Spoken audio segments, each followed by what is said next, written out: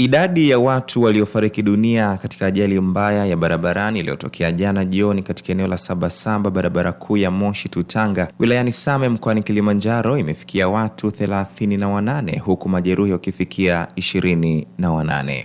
Ajali hiyo imehusisha basi la abiria lenye nambari za usajili T179 CWL mali ya kampuni ya Channel One na gari aina ya Mitsubishi Rosa lenye nambari za usajili T199 EFX mali ya kampuni ya Mwami, mara baada ya basi hilo kupasuka tairi na kupoteza mwelekeo kisha kuligonga gari lingine na kusababisha yote yateketee kwa moto. Awali mkuu wa mkoa wa Kilimanjaro Nurdin Babu alinukuliwa akisema ya kuwa idadi waliofariki ni 36, ambapo kwa mujibu wa taarifa mpya idadi hiyo imeongezeka na kufikia watu 38.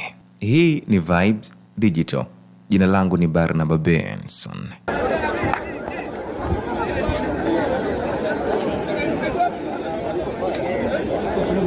Una moja ameshapelekwa kule.